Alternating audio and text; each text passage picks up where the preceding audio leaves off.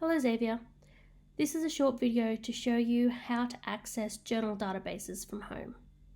It's important that you know how to use this, especially as we are off-site, so that you can continue your research from home. Before we start, it's probably a good idea to explain what a journal database is. A journal is a magazine written by academics. A journal database is a collection of those journals. So it's like going to the newsagents and seeing a rack of magazines. Each magazine has a different topic and has lots of articles written in it by different authors. But the news agency collects them all in one space so that you can find what you're looking for. So the first thing we're going to do is we're going to find our journal database. So you can do that by going to Classmate. Click on eLibrary and log in. From here, we go to eResources, and it will bring up a whole range of options. Each one of these is a different journal database. I like to think of this as opening up my iPad. Each one of these is a different app. If I was at home and I wanted to watch a movie, I might go to Netflix or Stan or SBS. But I would expect each one to be slightly different. SBS probably has more documentaries. Netflix would probably have more Hollywood movies. Each one has its own different characteristics, and it's not until you use those apps and those platforms that you will start to really understand where each one is, which each one is specializing in. So just like I could find a documentary on Netflix, and just like I could find a movie on SBS, they do tend to have their own focus. It's the same for each of these. Some of them are going to be quite obvious, such as this one. International Newspapers is going to have newspapers. These two are our ebooks and audiobooks. Here we have religion, Australian specific information, computers, science, religion. Each one is slightly different. For our purposes, however, being in year 11 and 12, we're going to scroll right down to the bottom and we're going to look at EBSCOhost. This is the one that I think you will find the most useful. When it opens, it will ask you to choose a database that it wants you to search. You'll notice that some of these databases that it's listing are the same databases that were listed here on this page. That's because EBSCOhost is kind of like the king of all the databases. It rules them all. Now, if you wanted to, you could be specific. You could click on the information and say, I only want Australian information, or I only want to find information that would come up in computing or history. I find, however, that it's not necessary to be doing this. The information that you need is going to come up given what you search for. So I recommend, at least while you're starting, just to keep everything simple. Select all and continue. Once that happens, it will bring up a search box, very much like Google. And from here, you can search whatever it is you might be looking for. So if you were doing an assignment on youth employment, you might search for youth employment. If you were looking for information on a particular time in history or a particular social aspect, it really depends on what subject you're doing for. My point is it can be used across all your subjects, and what you get out of it is going to be directly related to what you search for. For the sake of an example, I'm going to search for youth unemployment because I know that is something that Year 11 do focus on. Okay, so youth unemployment, and it's come back with 22,281 options. Now, that's a lot to be reading. No one is going to read 22,000 articles. So what you want to do is you want to start paring it down. So the first thing I like to do is go over here to the side and look at some of the filters. Okay, because at the moment it's giving me everything possible. Some of the things I like to look at is the publication date. So this is giving me everything from 1912 up to the present. There might be very good reasons why you would want old information. Okay, if you want to put something in a historical context, an article from 1912 might be useful. But for us, for you, you're probably wanting information in the last 5 to 10 years. Do run this past your teacher and see what it is that they specify, but usually 10 years is sufficient.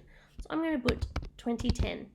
Okay, so that has narrowed it down already by more than half. but 8,000 is still an awful lot. The next thing I like to look at is the source type. Now, you know from junior history that source is where the information is coming from, or what kind or format that information is coming in. So this is giving you several options: newspaper articles, academic journals, magazines, reports, and journals. Again, depends on what you're looking for. If you're doing something for society and culture, you might want a more socialized piece of information. So therefore, a magazine might be more appropriate. If you want to look at something about the media, magazines and news might be what you're looking for. If you're doing a research paper, you probably want to be looking at academic journals, however. I do encourage you to play around with this and see what different sources are available. But as a starting point, I'm going to click academic journals. That's narrowed us down to 1,000. That is a much more manageable response. Again, you're probably not going to read 1,000, but it gives you something to look at. There are other filters that you can play with, though to be honest, I've never really filtered anything more than that. What we want to be doing now is looking at what we're searching for. So we might change this and say Youth Employment Australia. Do keep in mind that if you change your search terms, it may also affect what filters you've put in. So even though we've kept the 2010, it has defaulted back to all results. So if I click on academic journals, it's going to give me 166 articles. Now that is something far more accessible. I'm going to look at this one here. Thank God You're Here, the coming generation and their role in future-proofing Australia from the challenges of population ageing. Now this may or may not be relevant to what you're actually wanting to write about, but for the sake of an example, let's say that it is. So if I click on this title, it will bring up a whole heap of information about the article. This is the article record. Now, it's important to look at this because it gives you some crucial information. It gives you the title of the article that you're looking at. It gives you the authors. It tells you where it's come from, the Australian Journal of Social Issues, and the volume and date. It gives you a bit of a blurb. If I were to post a picture on Instagram and I add hashtags, it makes that picture findable. I can search for it. I can also click on the hashtags that I use and look at all other images that are tagged with that hashtag. Subject terms are the research equivalent of hashtags. So if I were to read this article and find it particularly useful, I could look at these terms and either click on them and find what else is tagged with them, or I could add them to my search up here to get information that is similar to what I'm finding.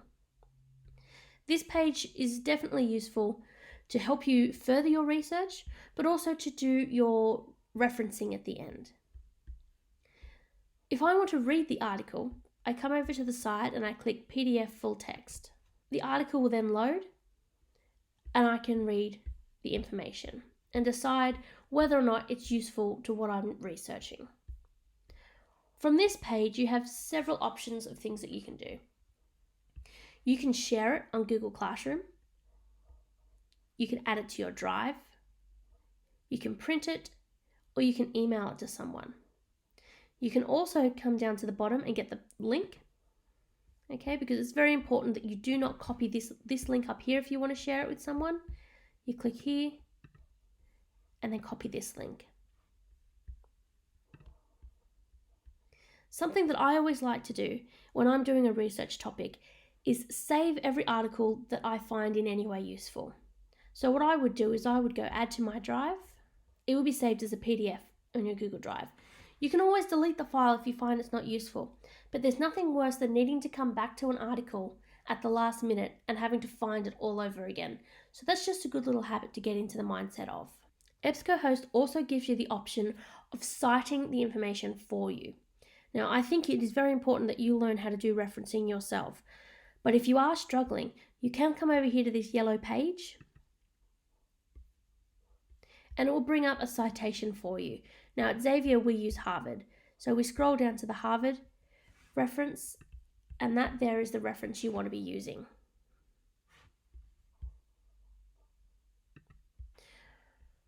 If this article is useful to you, fantastic. If not, you can always come back to your result list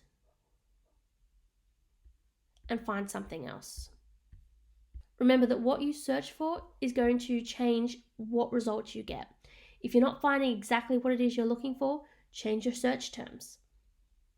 This video is really just an introduction to how to use our databases, but I hope it is enough to get you started.